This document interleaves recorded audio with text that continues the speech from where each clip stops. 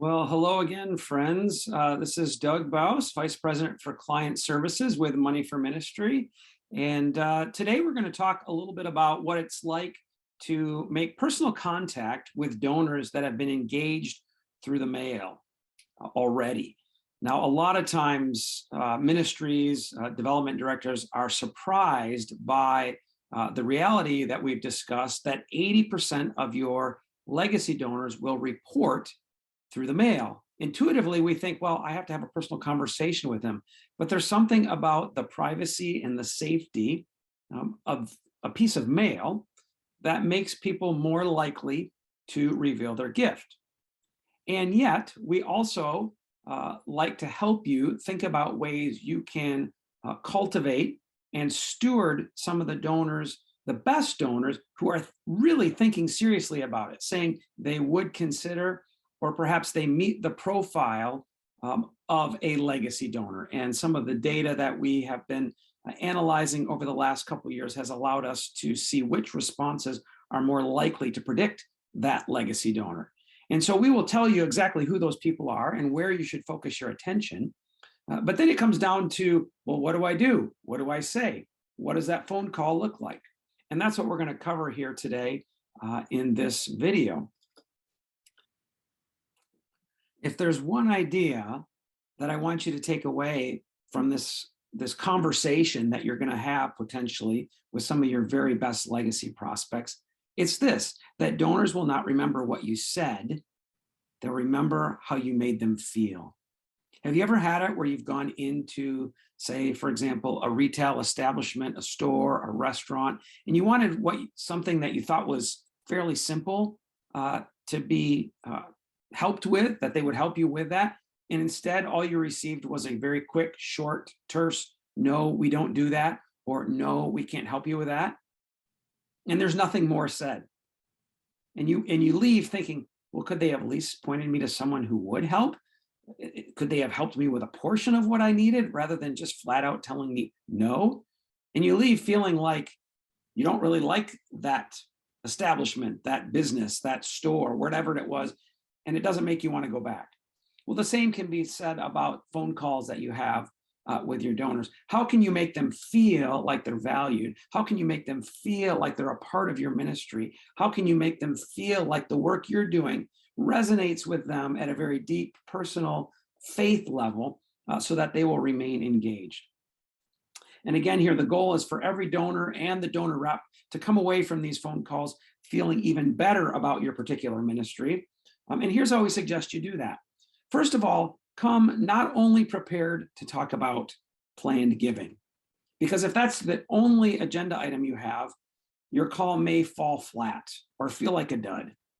So come ready to thank these donors for a recent gift or for their longtime loyal, faithful support. I see you've been a donor with us for the last 20 years. Wow, we are so grateful. Then come ready with a fresh ministry update. Do you have a moment? Could I tell you about some of the exciting things that we are doing here at Doug's House of Prayer? And then perhaps to ask which of these most resonates with you. Or maybe you want to offer to pray with them over the phone. Is there anything I can pray with you for? Or invite them to an upcoming event. Again, the big idea is not only come prepared to talk about planned giving, but become prepared to talk about many other things that involve your relationship with this donor. But then at some point you may say, hey, by the way, I also noticed that you returned a survey that we sent out within the last 30 days, 90 days, however long it is. And one of the things that you said on there was, and then you restate to the donor what they said. And we've categorized on this file for you 3 possible kinds of responses. The first is really fun and easy. They've said, I've already included your ministry in my will. In this case, we're using, again, the example of Doug's House of Prayer as the ministry. What do you say? What do you do? And what do you give? I think it's pretty simple, and this is probably fairly intuitive to you. You say, thank you. And then I love this as a follow-up question. Can I ask what prompted your gift? If you say thank you, both of you the donor might be feeling maybe a little awkward, like, what do I say next? Oh, sure, yeah, no problem. You might not know how to follow that up, but this simple question, may I ask what prompted your gift? is a great way to help the donor think about their relationship with you as a ministry and what ultimately inspired them to leave this fairly special gift. I hope that you learn lots of amazing and important things about your donors through that question. And perhaps there's a story there that you may want to share elsewhere as a way to prompt others to think about including you in their will. What to do? We could create a whole video on what to do over the long term with these known reported legacy donors. But at least at this instance, I would say, or in this first contact, think about them like a major donor. If somebody were to walk into your ministry today, this afternoon, tomorrow morning, with a check for $50,000, which is the size of an average legacy gift, what kind of treatment would they receive from you that day and in the weeks and months to go forward? Again, if you want to talk more about that, I'd love to. In fact, I have another video that we put together about how to treat your known legacy donors. But if you just keep that basic principle in mind, you're well on your way to treating them as they should be. Some ministries offer a thank you gift to these kinds of legacy donors. Perhaps it's a plaque, a memento. I like to recommend gifts that have a special connection to the ministry, to your ministry. So for example, one group we serve had a number of cabins at a camp that had closed.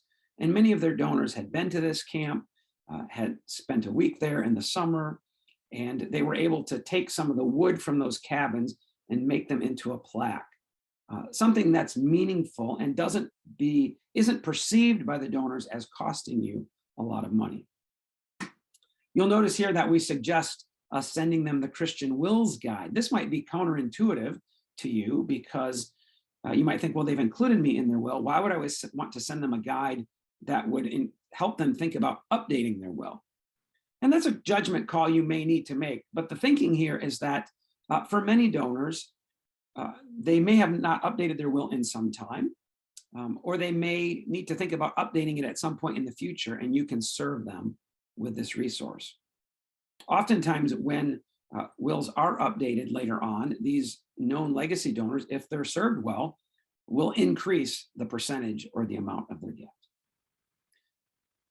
Now let's talk about some of those donors that fall into the purple category. And this in particular, this response has to do with those who say they would consider including your ministry in their will. Again, the same kind of introduction that we talked about earlier. Hey, may I pray for you? Can I share a ministry update? Thank you for your longtime, loyal, faithful support. And by the way, I noticed on a survey that we sent to you recently, you indicated that you would consider including us in your will. Wow, that's a really big thing for anyone to consider. Can we help you with that? Is there any information you need? Is there anything I can tell you about our ministry that would help you make that decision? And they might say, no, that's okay, no problem. Or we're planning to update our will in the next year. You can check back in with us later on. Or no, we have an attorney. You can say, hey, no problem.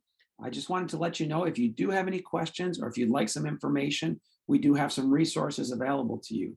And then you might suggest to them, again, here we talk about the Christian Wills Guide, or perhaps your Christian Wills site as a place for them to learn more. And then lastly here, with those in the orange category who may have said things like, I want to leave a legacy, I want to pass on my values, I want to get my house in order. Those are all in what we sometimes call that orange or awareness level response. A great question. Again, similar to as we've stated already, thank you for your longtime loyal, faithful support. We're so grateful for your partnership. Hey, I see that you sent in or returned a survey recently from us. Thank you so much. We learned some wonderful insights from that survey, and that helps us think and plan about ministry for the future. One of the things I noticed that you said that was very interesting to me, you indicated that you want to leave a legacy to your kids and grandkids, or perhaps it was that they wanted to pass on their values. I'm just curious, what prompted that response for you? And then silence, sit back, and wait and see what the donor says. I know silence can sometimes be awkward, but it's an opportunity for you to hear their heart. Oh, well, Doug, my faith has been important to me all my life. My kids and grandkids are important to me. And I just want to help them know and appreciate and love um, the faith that I've known and loved to the same level or to the same degree, whatever it is that is on their heart. Those are the kind of responses I'm hoping you can get through that. Again, very simple. What prompted your response? And I think you can use that question with really anybody in any of these three categories. You might have a person who's in the purple group, and they said they would consider, but that question just doesn't go anywhere. And you might say, hey, another question or another response that I noted here was that you indicated that you'd like to see our ministry grow and expand. That's a response option we give typically in the first year and in some of the subsequent years, not all, but some of them. A great follow-up to that question could be something like this. I see you indicated that you're interested in seeing our ministry continue to grow and expand. I'm curious, what kind of growth and expansion are you most passionate about? And then again, silence, wait, because now you've invited the donor to tell them really about where their heart is and how their heart resonates with the work that you're doing. And quite likely you'll be able, if they aren't able to answer that or aren't sure, if they give you a little insight into where their passions really are, you can align what you're doing with what is in their heart as well. And that might be it. You've built a connection. You have deepened the relationship. You've offered to pray for them. You've gotten to know them just a little bit better. I'd encourage you to make some notes on these calls.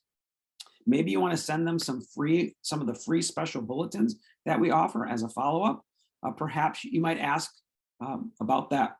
You wouldn't call it the response brochure, but it's that title, Changing Lives for Generations to Come, or Impacting Lives for Generations to Come. Hey, did you receive that brochure? Do you have any questions? They might not, or they might not remember getting it. You can offer to resend it to them either as a PDF via email or in the mail. And yeah, I hope these calls go really well for you. We have some additional resources. We have some really much longer scripts. So if you would like to see a script, we'd be happy to send that to you. We usually find that talking points allow you to shape the conversation around your personality and around your interests. So we really like to start there. But yeah, we have some tools as well to deal with objections that you might receive. Ask your account manager about those. We'd be happy to send them to you. And again, thanks so much for your interest in growing your legacy potential, and look forward to seeing you again soon.